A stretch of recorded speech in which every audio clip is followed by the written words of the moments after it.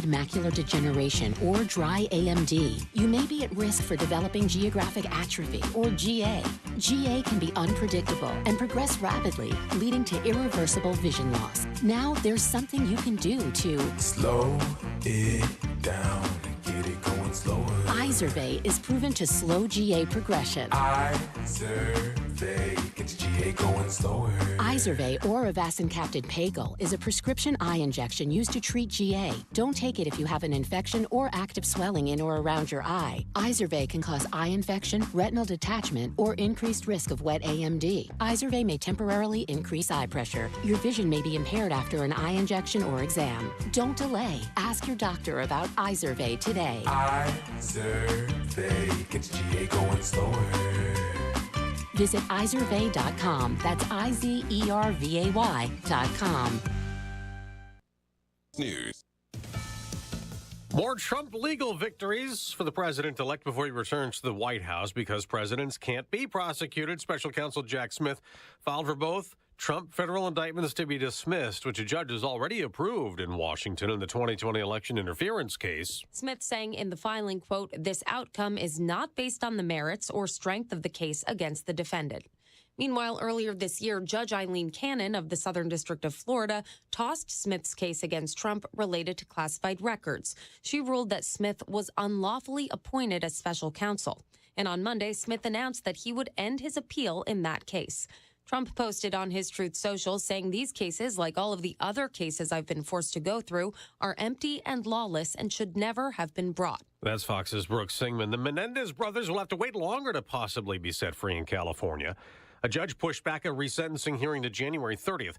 Lyle and Eric Menendez were initially given life in prison without parole for murdering their parents in 1989, but the case is under a new review over claims the motive for the murders was being sexually abused by their father. Their attorney, though, hopes that ultimately they will achieve their aim of getting the Menendez brothers released. Now, the delay in the resentencing hearing will also give the incoming L.A. County District Attorney Nathan Hochman more time to study the case. That's Fox's Jonathan Hunt outside the court in Van Nuys, California. On Wall Street, stock futures are mixed, up for the NASDAQ, but down more than 100 points for the Dow. On Monday Night Football, John beats Jim in a Harbaugh brothers coaching battle. Here is Hill. He gets the first down, and on he goes. Inside the 10, end zone, touchdown, Justice Hill. Lamar Jackson also ran for a score and threw 2 TD passes, leading the Baltimore Ravens past the Los Angeles Chargers 30-23 on ESPN. I'm Dave Anthony. This is Fox News. Lawrence County depends on WDXE News, on the air since 1951. This is The Legend. 105.3, 95.3, WDXE. And it's time for the Rent Right and what did I say? Rent Right and First Class Charter Hour. I get my hours confused, Bill Adams. Oh, I hear you. Good morning, sir. How are you, my friend? Doing great. Yeah. Happy Thanksgiving. Happy Thanksgiving. It's right on us, isn't it? It's here. Yeah. Yes, sir. You brought a special guest in. We do. We have Mr. Blake Lay, Mayor of Lawrenceburg, Tennessee, and give us some information today about our beautiful city. Glad to be here with you guys, and happy Thanksgiving to everybody. Blake, good to see you, my friend. And you are a busy, busy man. World is spinning really quick right now. A lot of things happening in this town. It's good things. A lot of positive energy all around town. Good. We're going to talk about all of that stuff, but we need to remind everybody about this hour is brought to you by Rent Right and First Class Charter. And, I've been telling folks this for a while. That Rent Right has great Father's gifts for. I know it. Are you telling anyone in your home? Yeah, I've been hinting. There's good gifts for dads. Yes, at right. Rent Right. That's right. All that power equipment, power tools, It battery is. operated stuff. You got pocket knives on up. Yes, sir. Come by and see us. We'd love to have you. Yes. Over on Buffalo Road. That's right. And, of course, good things happening with First Class Charter. I've told everybody about our Lights of Love tour that's coming up. We're having a good time with that. The motor coaches are filling up. They are. Yeah. I looked at the numbers yesterday, and we're on our second motor coach. Yes. And so it's going to be a lot of fun. Let's talk about it just for a minute. Good deal. Good deal. Headed to Huntsville, Alabama, December 10th, leaving at 3 p.m. from the Senior Citizen Center here in Lawrenceburg. That's behind the courthouse, by the way, Jeff. I know where that is. Yeah. Okay. He's already reserved a room there. I Yeah. think. A room. Hey, we'll go by and play chess and games. There you go. Yeah, gonna have a good time. We're going first stop's Bridge Street, and then we're going out to Toyota Field, look at some Christmas lights, and gift shop there, and we're gonna have a big time. You know, I'm looking forward to seeing those lights. You've seen them. I haven't. Yes, sir. And they say they're just spectacular. It is. It's really good. The Trash Pandas play at Toyota Field, Blake. I have no idea why they're called the Trash Pandas, but they You know did what a trash panda is? Tell me. It's supposed to be a raccoon. Well, okay. Yes. Isn't that a trash panda? Yes. Tell me. Yeah, it's supposed to be a raccoon, right? It is. That's what I right. thought.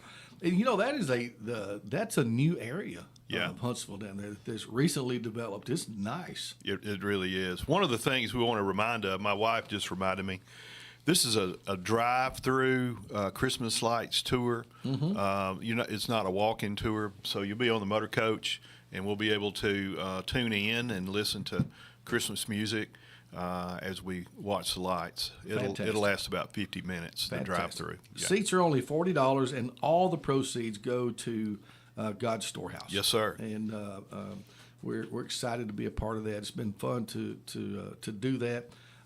So you can get online at firstclasscharter.net and sign up. You can call them at 762-5778. And you can call my office, and we'll help you get signed up too, 762-5816. Yep. Keller Williams. We appreciate you helping sponsor with that. And, we're awesome. We're really looking forward to it. Yeah. Shout out to God's Storehouse. They're doing great work there. I understand they have 12 volunteers right now. Yeah. And so happy Thanksgiving to those guys that are providing fabulous service for our community. Yep. Our churches depend on them and support them, and they should. Yeah. We encourage them to do that too. Right. Do that Right. too. Well, I know you brought Mr. Blake Lay in. You've been planning to have him in for a while. Blake, Yeah. Mayor of Lawrenceburg, Tennessee, and doing a good job, bud. Thank you very much. It's a fun job. A lot of, as I said, a lot of excitement, a lot of growth happening right now, and it's one of the things that we work hard and we talk about as a group all the time is balancing out what makes this such a wonderful place, why we love it, and then as we continue to grow. So it's a balancing act between that at all times as we look to the future. Yeah, good deal. Mm-hmm. Good deal. Of course, the phone lines, we invite phone calls if you want, and take questions or whatever. And Bill, I don't know, Blake's never at a loss for words. Oh, that's true. Yeah. I can tell you some stories through the years. We won't get into those, but there's been a lot of reckonings that took place over on Buffalo Road through the years. And Coach Adams was like a second dad to me. There's no doubt we spent many, many hours philosophizing, as he liked to say. Philosophizing. Solving many problems and creating one or two, too. So, he was a mentor to a lot of us in a lot of ways, and we've enjoyed our visits over there, too. I didn't get to visit as much as I'd like, but I always enjoyed it when I did. And I'd see you over there once in a while. That's right. I'll tell this funny. Democrats and Republicans are welcome over on Buffalo Road. And the door slammed one day and headed toward the truck, a particular individual. Yeah. I said, "What's up?" He said, "I thought I was a Democrat." And he just kept walking. So anyway, it's been a lot of fun through the years. Yeah, basically leave your feelings at the door and come on in here and let's talk a little bit. That's right. That, as they say, iron sharpens iron. Yes. It really does. And, we're responsible for each other, Jeff. Yeah. And I think, as community leaders, Mr. Blake, we're responsible for each other. Mm-hmm. So I appreciate you. Well, Blake, I'll ask you, of course, you and I go back a pretty good ways. Mm-hmm. We even worked together in a company years ago trying to make something happen and all that kind of stuff. What made you decide to get into politics on the beginning end, on the front end? Is it something you always been interested in? Always been interested in. Was always fascinated to see why things happen the way they do. And there's always people making decisions. And I actually helped a friend of mine run for Congress when I was in Memphis going to school, and really learned about the importance of having people involved in it. And I guess I don't use this in any way, not saying I'm good or anybody that's good, but you need good people to get involved in the system. It's designed to have citizen legislators, not full-time legislators, not all that, but really people that are working closely with their communities and have a passion for it. So when I had an opportunity, I ran for the state Senate back in the day. Young pup, didn't know what I was doing, campaigned in 8 counties. I don't think I knew that about you. Yeah, I ran back in 96, 97 for the state Senate against a fine gentleman who's deceased now, Pete Springer. Oh, yeah. And had an opportunity. I got within about 0.5% of winning that. This was a really big Democratic district at that time, and I carried some counties that nobody thought was possible to do. During that whole course of time, me and Pete remained friends, and I was a pup, didn't know what was going on. But after that, I had got the opportunity to travel to a lot of cities, Lexington, Dixon, other communities that seemed to be moving a little bit faster and more progressive, for not a better word, than what Lawrenceburg was doing. Mm-hmm. And I took a really hard look at my city, talked to a lot of people, and thought we could get some things going, and that sort of inspired me to run for the first time. And we did make a lot of changes the first time that I was mayor. Had a really group of commissioners with us. That's when we changed the form of government that they had been trying to change since the 50s. We combined our utilities, LUS. When I came in, it's hard to believe, but gas, water, and sewer was directly under the mayor at that time. Mm-hmm. And we had just come out of the flood. And so we were able to put that together. And then another thing that very, very proud of, in that same time period, I was asked to come and talk to the ECD director at the time, and went up to talk to him at the state of Tennessee. And Mr. Baxter said, I asked him, I said, why aren't we getting any looks in Lawrence County? We're not having an opportunity to go after these businesses. And he said, can I be very frank with you? And I said, yes, sir, you can. He said, you don't have your stuff together. He used another word, but we're on the radio, won't use that. He used another word. And I said, tell me what that means. And he said, well, when we come to visit a community and we have somebody looking at the state, we may only get 3 or 4 visits in the state of Tennessee. People forget we're competing against Alabama, Mississippi, Kentucky, Georgia, and the states around us. So we have to have a community that has its stuff together, that can speak for what you can produce for us. So I said, who does it better than anybody else? And they said, Greenville, Tennessee. And he said Greenville and Tupelo, Mississippi. So at the time, me and Ronnie McMasters, the mayor of Loretta, and the county executive at the time, Steve Hill, loaded up, spent a couple of days in Greenville, learned what they're doing, came back and put together what is now our Chamber of Commerce. Economic arm that is considered one of the best in the state of Tennessee right now. We hear all the time from TVA and that. But putting some things in order, putting those kind of stuff was really a lot of fun back then. We made a lot of structural changes in the way that we did business, and then left, got voted out. Everybody can lose an election, and I did. I lost 2 like that, but came back and 20 years later and got to come back and see the things that we had put in place, the form of government with the city administrator, LUS, the way it is, TVA champions them everywhere we go about having your utilities under one umbrella, and then what the Chamber of Commerce and Economic Development's been doing. So it's really, really fun to come back and see that. I stayed gone from it for nearly 20 years, and to see it where it is today. Mm-hmm. Good deal. What about down in the brass tacks, so to speak, the revenue change, the sales tax? We were talking about tax a while ago. over those 20 years, from the first term to now? What, just maybe percentage-wise, or can you give us some idea? Yeah, when I first came in, give you a difference in the budget of the city of Lawrenceburg, which is something really to look, and the leadership that has taken place all through the years of people that have sat in my seat and sat on the city commission. When I came in, revenue was about $8.3 million. Our first budget was a little better than $7.9 million for that. Today, the city's budget is over $17 million. I'd like to applaud all the people that came before me in that. We have not had a property tax increase in the city of Lawrenceburg since 2005. We actually had a reduction in 2006, and we've not touched that and grown. Our sales tax continues to grow. Lawrenceburg is a regional player now. We are the largest city between Memphis and Chattanooga. And there is the number of people that come into our city on a daily basis. We just swelled a town of about 25,000 people that are shopping at our Walmarts, at our Kroger's, at our restaurants, all our local places. So it has really been, sales tax has really been up for our community.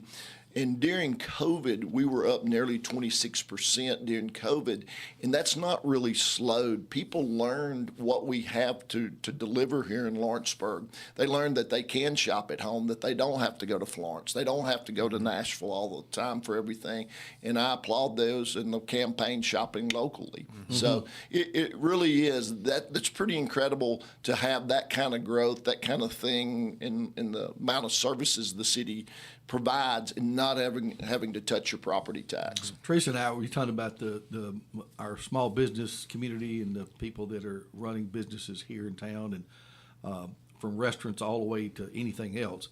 Our town is a busy town. Yes. We're a busy little town. Any time of the day, and the evenings you can go up and down the road to find a place to eat, and all the restaurants seem full. Yeah. What do you think contributes to that? We're a working town. I think it's regional. I think people are shopping here, Blake. The number, I'm a big tag looker. I'll go through Walmart. I'll look at tags. I go to Kroger. Kroger's pushing over 65 million in over sales now. I think Walmart is like 150, 60 million in sales. You go around, you look at that. We pull from northern Alabama. We pull from Wayne County, Lewis County, Giles County, even people coming from Murray County down in that area come. They come here to eat. They come to shop. They come to spend time down here. They just said it's an easier place to do business. It's to get around. And one thing I will say that I hear a lot: we're friendlier.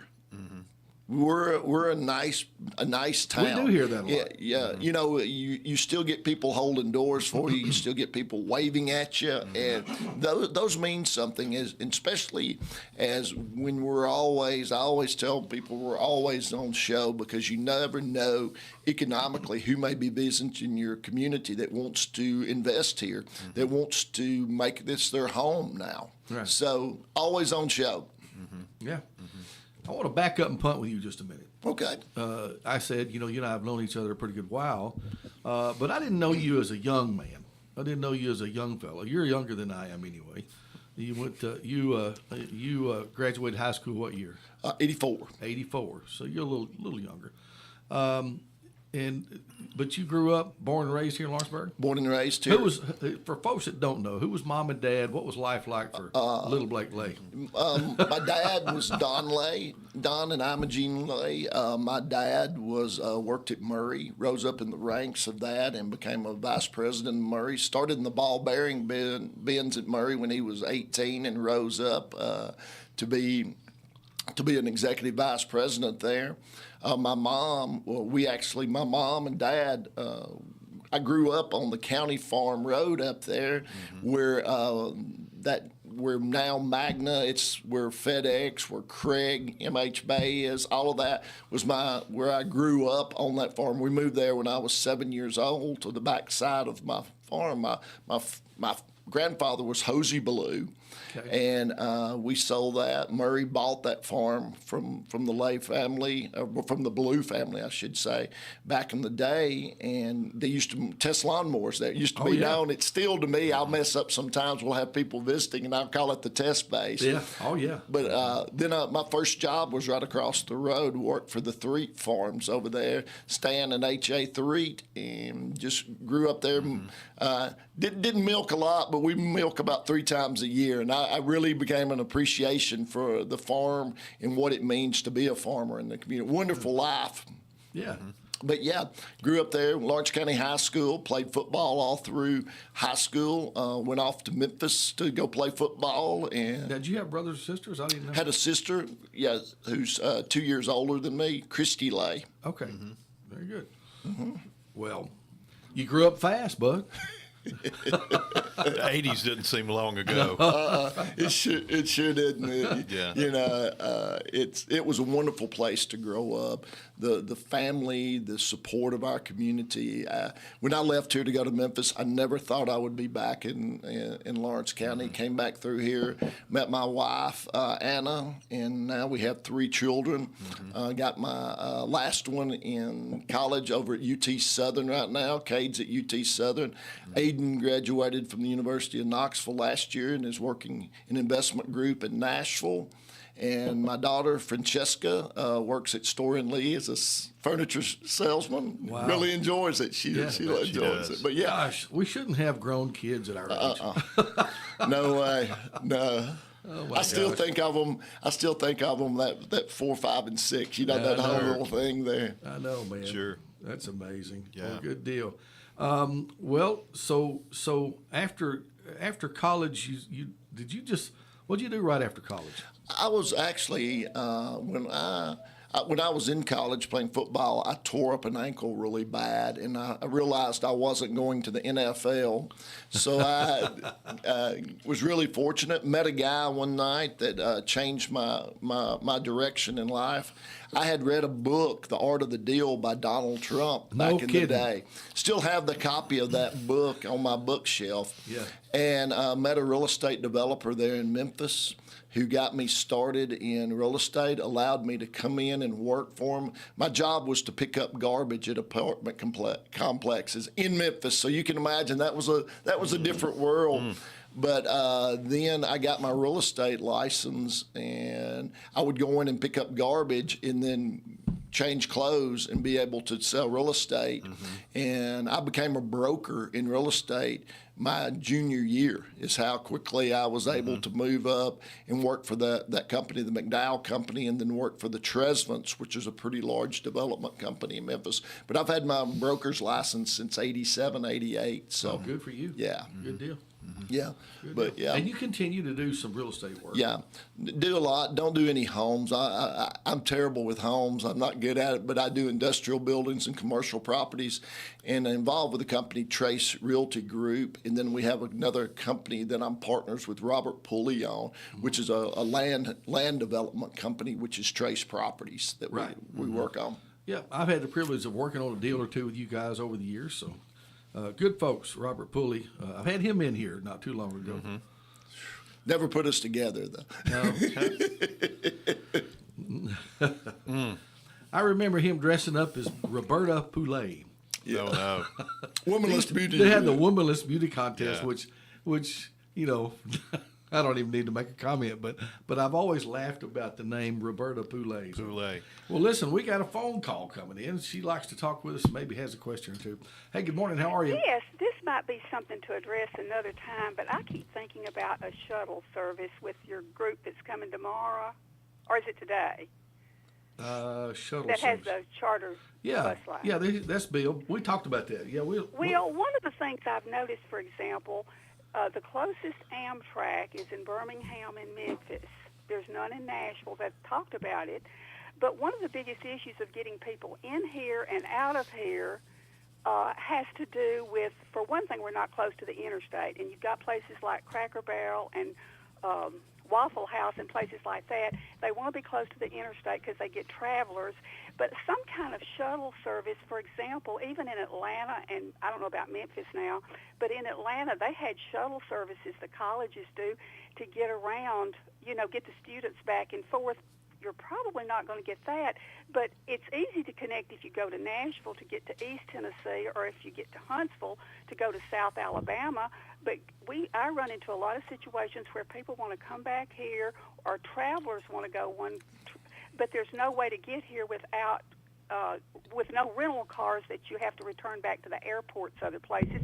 Just was going to mention that, throwing it out for maybe later to discuss. Okay, thank you. Very good.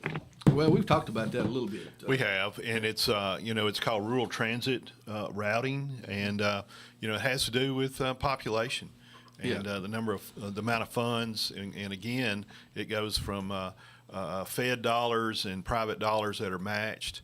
And I'm a 100% proponent, Mr. Blake, of having a route from Chattanooga to Memphis, and Chattanooga. I don't know what would be involved in even trying to get that started. It's a state thing, and again, I just encourage people to contact your state legislators, senators, and make that suggestion. South Central Development, you see them over on North Military. They have the different buses and run shuttles. That's a federally funded program, and you can call and set up an opportunity to travel. Give them a few days. They will run you to Nashville for doctor's appointments. They'll take you where you need to go. You just it's a scheduling issue for them to be able to do that. Is that something different than what we're talking about? It is. It's two different programs. What she's talking about is a route where you can, for example, there are RTRs from Memphis to Nashville, and it's an evening route and a morning route back and forth. Okay. So it's the same dollars, but a different program. It's coming, and it's needed. I do know that Mayor Kelly is a friend of mine over in Chattanooga, and they've been really working hard with Amtrak to develop a train that runs from Atlanta to Chattanooga on to Memphis, tying into that system through the southern end. It's debated whether it goes through Alabama, it would come up through here, but it's gotten some legs here lately, but just because of the opportunities. Had an opportunity a few years ago when I was in Europe to ride the trains, and the trains are wonderful over there. I mean, it's so much easier than getting on a plane or doing anything. The trains they're affordable, and it's something that this country has lagged behind on is train transportation. You think it's because we have so much road freedom with our cars? We love our cars. We do. Yeah. We do. And the expense, the upfront expense, why don't you build a road versus building a train? It's one of those, we like our roads, and America's always been in love with its automobiles. But you take an area like New York City, I don't know the percentage, Blake, but a high percentage never own vehicles. Yeah. Oh, that's right. They use subway or trains or buses in and out, and then hop on a plane and go wherever they want to go. They spend all their money on those hot dog vendors. That's it. Take the subway. Nashville has been doing a lot of studying on what they do. If anybody goes to Nashville on a regular basis, you know what they're dealing with that. And especially we're an hour. It used to be an hour and 5 minutes. Now it's an hour and 30 minutes on a good morning. On a good morning. On a good morning. So they're really taking a hard look at it with the state of what they're going to do about traffic issues, because the poster child of the way not to do it is Atlanta. Atlanta's traffic is terrible. So, I remember when they started 840, and I remember being told that when they did that, there was some guy, I don't even remember who now. They said when they finish that loop or get that loop around, it's not going to be 10 years till Nashville will look like Atlanta. Yeah, and that made me think of that, because the traffic circumstance, even though they're trying to relieve it, it causes more. Right. Right. Well, the road building process is in where you're identifying. Even here in Lawrenceburg, we've got a couple of new roads that are being put together as we speak. Motivation Drive, of course, is being built right there, where it goes in front of Cabinets to Go on over through there, which is giving us an opening there. And then the expansion of Springer Road to Good Hope Road, again, is another artery that's going to open up some. We've got to do something to pull some traffic off of 43. Luckily, that is a 4-lane. We were at least smart enough to build a 4-lane through the middle of town, unlike Spring Hill, who built a 2-lane through the middle of their community. Yes. But it's something that we as a city are working on. We just finished about 6 months ago, a 5, 10, 15-year strategic plan that we're looking at of what, and it involves roads, it involves growth areas and how we're doing that, and working with LUS and working with our chamber and also working with the county and our school system, because as we grow, it's so important. Bill Adams is finding more and more about that every day. Congratulations on being a new member of the school board, too. Well, thank you. I'll let you know in a year. But there is having a good time. There's a coordination factor that has to take place between all the different groups and leadership here. And I will have to brag on our county and our other cities. Lawrence County is the exception, not the rule. We work very well with each other. City and county government works very well together, and with our school system and our other mayors. It's fun to be a part of that team overall, because it is speaking with one voice out of Lawrence County, which is not the norm. When we go to these meetings, other planning meetings with TVA and state officials, and we sit down.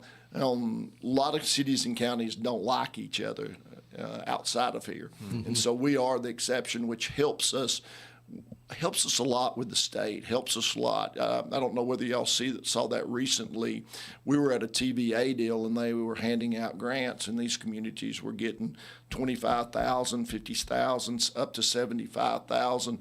And here comes Lawrenceburg, and we get Lawrence County, we get $4.6 million for our new industrial park. So the things we're doing right, and we get told that a lot. So can't say enough for the Ryan Egley and the chamber and his team right there too, and LUS and the county, all of us working together. So. Yeah, it's showing. I mean, there's a lot of development going on. You mentioned just in passing a while ago that Lawrenceburg was the largest city between Memphis and Chattanooga. Right. On the bypass. On the new 4-lane, I guess. Yeah, on the 64. On the 64, which, by the way, you can travel 4-lane now all the way from Chattanooga to Memphis. I used to travel those roads a lot when they were under construction. I thought it would never get finished. Yes. Yeah, it's a well-kept secret. Yeah. We run those, motor coaching. We run 64 every day, and it's surprising when you throw out 64 how other places, other operators around the country. What do you mean 64? Yeah. It's one thing it's really a gem. You go back 20 years ago when I was mayor the first time, and you sit there. Our number one thing was we weren't on the interstate. We weren't on that was always the reason. That is no longer the case anymore. Or it's the interstate is still an important part of it, but how quickly can I be into the interstate? What's the total road system, and how all those things come together? Now it's all about utilities and workforce. Those are the two driving things about it. Location, we can make things work, and you see that with what Magna brought to the table with us. Well, I'll ask you about that. What is our workforce like? I mean, how good a shape are we in as far as workforce? Our workforce is good and getting better.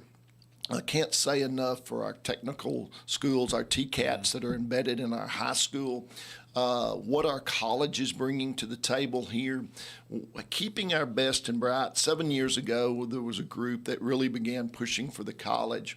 At that time, you could not get a 4-year degree and not have to leave Lawrenceburg. Now you turn around and you can get a master's degree and stay in Lawrenceburg. UT Southern, Columbia State, Tennessee Tech, Murfreesboro, all have a presence here now. And business looks at your education quality, how good it is in high school, what your TCAP programs are, and your overall workforce. One of the things that's interesting about our workforce is it's getting younger. Average age in Lawrence County is 39 years old now, and which is a huge plus for us. And we are keeping more of our young people at home. Just go out and look around. The thing always was when a kid graduated high school, he left. And the odds once they ever leave to come back are very slim. Now we're able to keep more and more, and UT Southern has provided a great avenue for that. Tell you where they are. They were projected to get to 1,200 students by 2028. This year they hit the 1,200 students, 4 years ahead of plan. And 32% of all of those students are Lawrence County students. We're the largest provider of those students. And that just it says something so much about what we've known a long time. Lawrence County and Lawrenceburg value education from the start of the Columbia State by the private sector to where we have come to with the university sitting down there. So all of that goes into development. We have about 9,000 people that travel outside of Lawrence County every day, workforce, to go work in other places. A lot of that is in the medical profession. They go to Nashville, they go to Columbia, they go to different areas. Second would be your automobile manufacturing that goes to Nissan, that goes to General Motors and around. So when we're doing that, when we're recruiting companies, they also look at that workforce that's working right now that they might could recapture and bring back home to keep them in the county. So again, we sit in such a tremendous location, being an hour and 15 minutes from Nashville, also an hour from Huntsville. Sure. You're sitting there, 2 international airports within an hour plus of you. And where we sit is just a wonderful place. I want to do a shout out too for the school system, Lawrence County school system, of the emphasis on the CTE program, the VOTEC training. And we just learned that, or it was brought to my attention, that even at Loretta High School, we have 11 programs, 11. So the need and the impact for introducing trades to our high schoolers is such a big influence and a driver for keeping some of these kids at home. And the other thing, Blake, that's on the table is for middle schoolers to be introduced to these programs, to really find out what kids want to do at a young age, find out what their gifts and talents are.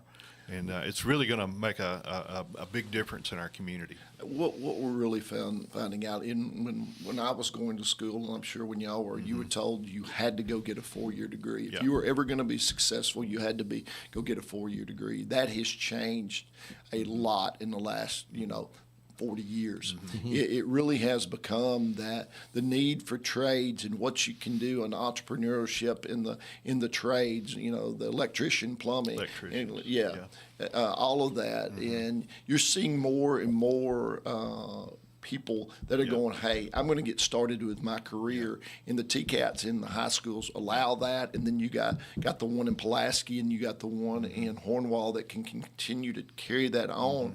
And the trades, you've got to have them. I mean, it's a driver in the whole community. And I can't say enough for the state of Tennessee. The state of Tennessee has, and Bill Lee has invested heavily into the TCAP programs here. So we're really grounded having them all 3 in our high schools, or trades are in our high schools.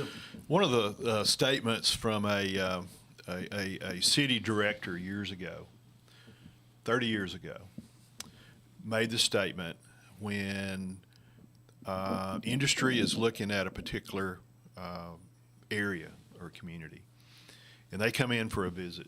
He said what he found was the determination is not necessarily by the CEO, but it's about the CEO's wife and his children. When they tour the community, looking at schools, parks, recreation opportunities, businesses for shopping and those things, Can you speak to that?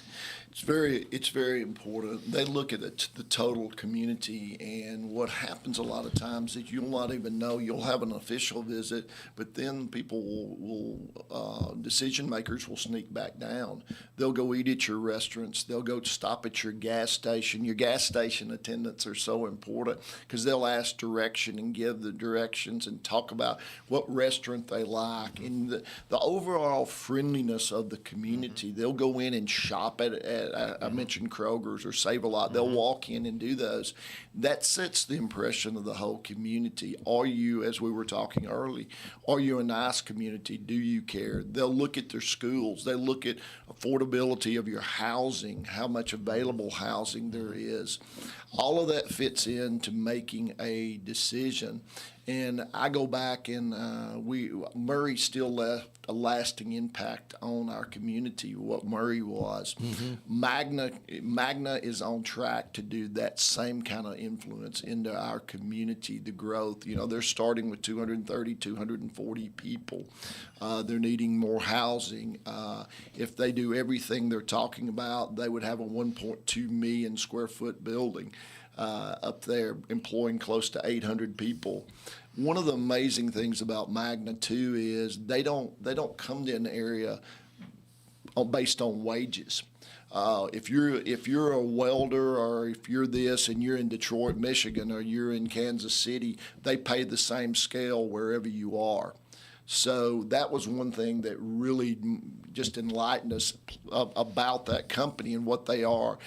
Magna is a $43 billion company. They are the largest manufacturer of auto components in the U.S., number 3 in the whole world. And to have them choose Lawrenceburg, and I tell people, we got the piece of this deal that we really wanted. We got the stamping division side of this. You've seen the slowdown about Blue Oval and Ford's announcement. A lot of people have asked about what does that mean to us. Nothing to us. We are continuing on pace to do everything that they had promised to do here. They're actually moving other work, over work that they had overbooked in other factories are beginning to flow into here. And the location of where we sit, we're right on Automotive Alley. I-65 is known as Automotive Alley. You look at the OEMs that we're close to. You go up the road to Saturn, Nissan, you go to Toyota, you go to BMW, you go to Volvo, you go over to Mississippi. That's why they really wanted to be in this area. And these will be some of the largest presses. They're 3,000-ton presses. To give you an example, Murray's largest press in its day was a 20-ton. What's the square foot of the old Murray building? If you had both sections together, the original manufacturing was 1.4 million, and then there's another 990,000 that was distribution. So a little over 2 million. But so if you take the main building there where manufacturing occurred, which is what we call the South Building, that was $1.4 million in its day. So that gives you some idea of what they're looking at. Some comparison there. Of the size of those. Of the two sizes. But there is a lot of enthusiasm on that. We've welcomed 2 new companies. Magna, of course, took the big spotlight, but you've had a company called Flexco that's a steel fabrication company, built a new facility right on Motivation Drive. He's looking at maybe 2 more buildings. He built a 100,000 square foot building. He's probably got roughly a $30+ million investment into our community. And then Blinkman, that is a surgical stainless steel company, came in. They took the old Bertolini building. Combined a company out of New York and went out of Mexico to do that. They have been thrilled by our labor force. They were, of course, anytime you come into a new community, but they're up to about 120-something employees.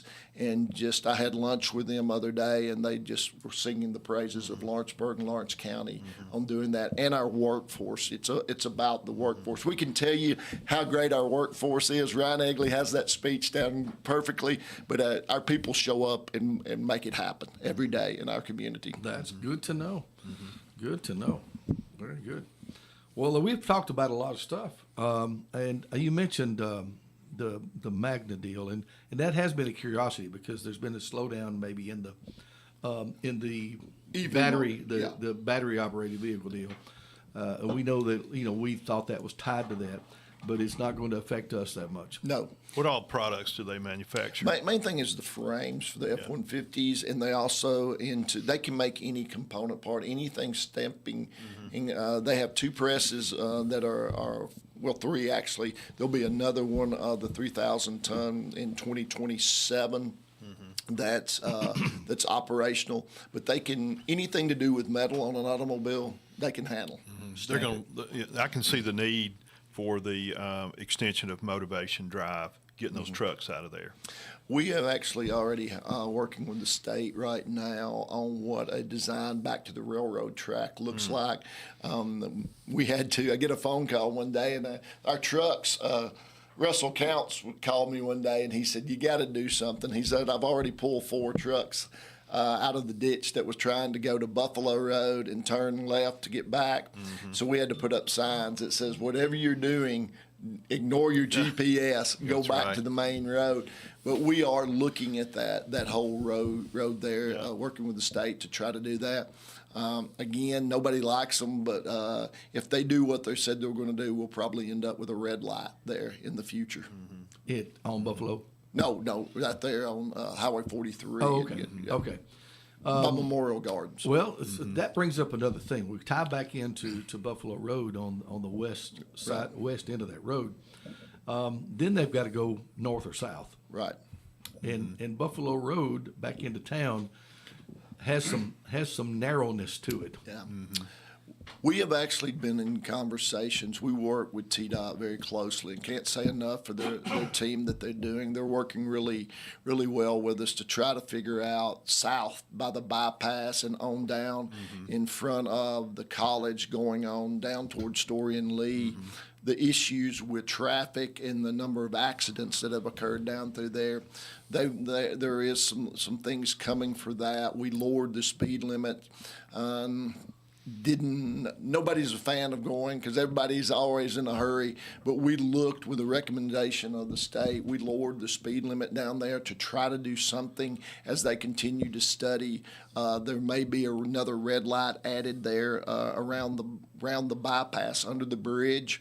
They're also looking at some things to keep people from using the turn lanes as acceleration lanes. There's just a lot to that going on right there, and as traffic gets more and more and more, they're doing that. But we're working very closely with them to try to solve some of those issues. Well, you ask about Buffalo, it's one of those things with the motivation drive going over. I ask, we need to start looking at 4-laning for motivation drive all the way back to Old 64 there, which is a state route.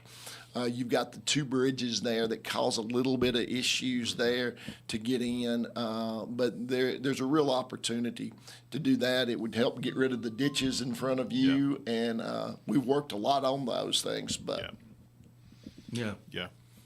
It's narrow.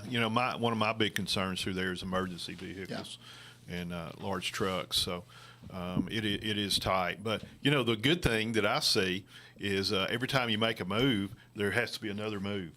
And it's like playing chess, isn't it, Blake? But, all these are positive moves. Well, again, everybody, and I tell, new roads always cause some controversy no matter what, because you're taking or you're purchasing, you're using somebody's land. This was my daddy's farm. This was my grandfather's place.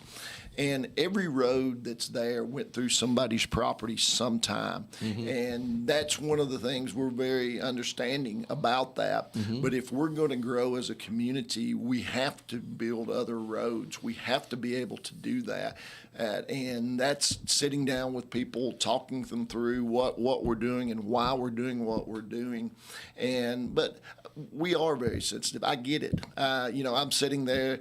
It's very, very emotional, even to me, sitting there looking at. We broke ground on the new Murray Regional Health building the other day. Yes. And I started my talk. I was asked to speak, and I started my talk telling them that I grew up over there, and I farmed on that was my grandfather's farm, and it still holds a place. I remember all of those things. But again, I also tell people, if you're not growing, you're going backwards. And the balance that you try to do, there's no such thing as standing still. You're either going up or you're going down. And keeping that normal growth and keeping a pattern of growth and bringing everybody along for the ride is part of the things that that we're challenged with every day. I want to mention one thing is I know it's dear to your heart is our recreation. And you have had those talks about recreation in the facilities and the impact that it has for our community. Not just playing ball for little Johnny and little Sally, but maybe you can speak to that, and also the economic impact that it really is. 3 years ago, we did a study on our parks and recreation, and really looked at all of our stakeholders, everything from women's volleyball to men's basketball to all the things that we do as a community, walking trails, new gyms, what we're doing at Bobby Brewer. We purchased the church over there at Bobby Brewer in the middle of that to give us more parking. That's now a place where we do aerobics and that. We're looking at several things. We bought up coordination with the Rotary Club. We bought up the rest of the houses on Jackson down through there to be able. We're looking at 3 possible gyms there. The amount of gym space that we're needing now with the increase of women's sports and adults. We have more free time than ever before. And when somebody economic development, as we were talking about, comes into our community, they want to know where their kids are going to play ball. They want to know what that's going to be. But we really very proud. If you're a tennis or a pickleball player, go check out our courts over at Lawrence County High School. It's something that we're very, very proud of. We worked with our Lawrence County school board on that project over there. There's a new hitting facility that we partnered with the baseball team at Lawrence County High School that is coming up. We've worked very closely with Lawrence County High School over there over the years on that. And it's a lot of fun to see the progress and things going on. We were instrumental in getting the girls' softball hitting building up over there too, working with the county to do that. So there's a lot of things like that going on. Again, we're always focused on a state park, what's happening there, and a project that I'm very, very excited. We were getting ready. We just finished the study on Crockett Theater, where we had looked at all of our stakeholders. Crockett Theater is one of the great gyms that we have that's underutilized in our community. We had the head of Franklin Theater along with his assistant from the state of Tennessee down last Friday meeting with us. We're getting ready to unveil a program on revitalization, redoing the theater to meet the needs for the next 25 to 50 years. It's going to involve the building to the left of it, the Veterans Administration building that we're going to roll out. We're hoping that this project will be a city-county project, a lot like the college was. Because again, that is the theater is a regional player. It goes back. People come here to work. They come here to shop. Now we want them coming here for their entertainment and food. And the Franklin Theater, they're so envious of us. Their theater only seats about 300 people. We're at over 1,000 people. So imagine a downtown after a show on a Friday or Saturday night. You dump 600-700 people out to walk around the square, shop, go to restaurants, do all that, and that's the kind of thing that we have there. We've already proven by our fair. Our fair in the course of 10 days brings 120,000 people in the gates of that. So we're known as a place they're coming for entertainment. We just got to get them more things to come play with us. I'm going to jump in. Speak to the revitalization of the square, and just in a short period of time. It really has become a hub. Y'all talk about that. Square project, when I came in as mayor, one of the things that we had lost that grant 2 different times through different circumstances. One thing we said, we're going to do this project because it's so vital. And one of the things when I first came in, I went and talked to the leadership students at Lawrence County High School. And one of the main things they said they wanted to see in our community was a revitalized downtown. They said we really want a walkable square like they have in Franklin or in Columbia. They said we want that. So we went after that hard. COVID hit us. I was not the most popular person with the merchants on the square. I still want to tell them thank you so much for their patience and what happened there. But we were able to get that completed, and we added a little thing to that. We widened 064 up there, the main road up through there.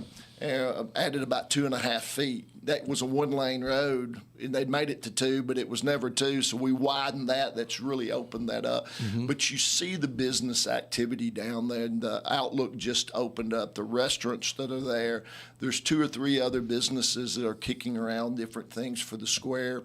And you go on any Friday or Saturday night, and you see the energy and the fun people are there. Walked around the trick or treat. There were nearly 4,000 kids walking around the square, getting candy and doing things. It's a lot of fun. It's a lot of fun to see that kind of enthusiasm in our community, and that's one of the things that makes our town so great. Well, there's a lot of positive energy in the community, I think, and has been for a little while. And I think a lot of us feel it, know it, and we're thankful for it. We need to maintain it. Yes. Need to maintain it, do the things that we should do. Blake, good to have you. We're running out of time, but again, this hour is brought to you by First Class Charter and our friends at Rent Right, Bill Adams, Miss Jimmy Ann, and all the crew at Rent Right over there bringing you this hour. And the guest today has been Mr. Blake Lay, Mayor of Lawrenceburg. Any final thoughts before we go out, guys? No, I'm proud of Lawrenceburg. I'm proud of your work, man. I know you're a friend of mine. Thank you so much for being here. I just want to tell everybody happy Thanksgiving. Please give us a call if we can help at Rent Right over on Buffalo Road. All right. And again, thank y'all for having me in today. Bill, thank you for what you do every day. The amount of donations and things that Bill does on buses and moving things around is pretty incredible. He's a special guy. Support our local business and wish everybody not only a happy Thanksgiving, probably won't be back to see you, but have a Merry Christmas too. Enjoy your time with your family. All right. God bless, guys. God bless. See you next time. The Trump administration could use in their mass deportations next year that some Democratic mayors and governors vow to resist. The president-elect is taking his border policy even further, saying he'll impose a 25% tariff on all products coming into the U.S. from Canada and Mexico and a 10% tariff on goods imported